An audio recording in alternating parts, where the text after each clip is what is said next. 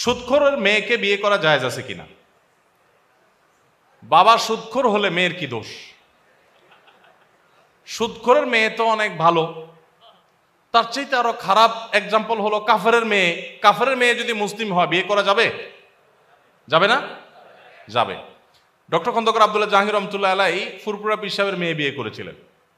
তো যারা পীর মুরিদি দেখতে পারেন না বা আপনার পীর সাহেবের মেয়ে বিয়ে করার পরে যাদের অনেক বেশি ঘোরতর আপত্তি ছিল, এরকম কেউ একজন প্রশ্ন করেছে ওনাকে। আমার কাছে উনি নিজে সরাসরি একবার বলেছেন, বললেন যে স্যার আপনি এত ভালো ভালো কথা বলেন, কোরআন হাদিসের কথা বলেন, আপনি এটা পীরের মেয়ে বিয়ে করলেন কেমনে? তো স্যার বললেন যে ভাই কোরআন হাদিসে কোথাও পীরের মেয়ে বিয়ে করা যাবে না, এটা যদি আমি জানতাম তো অবশ্যই করতাম না, এখন আপনি দেখা দিলে আমি বাদ দিয়ে দেই।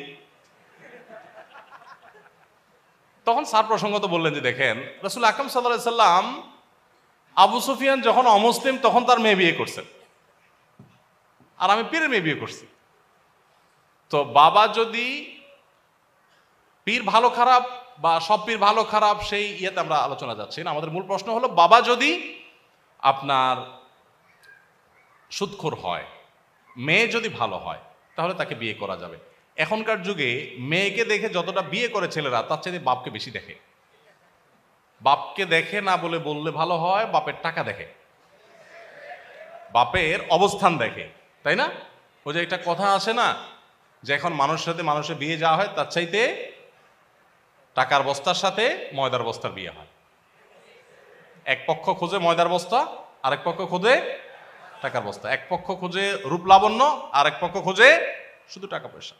নবী সাল্লাল্লাহু আলাইহি সাল্লাম বিয়ে কি দেখে করার জন্য বলেছেন? ফাজফার বিজাতিদ দ্বীন, তুমি যে মেয়েটাকে বিয়ে করবা ওর ধার্মিকতা দেখো, ওর বাপ কি করছে এটা তো তোমার বিষয় না, বিষয় হলো এই মেয়েটা কেমন। এখন আমাদের অনেকেরই চিন্তা হলো যে দুধ মেয়ে যাতা হোক, বাপের টাকা চাই, ছেলে যাতা হোক, সরকারি চাকরি চাই।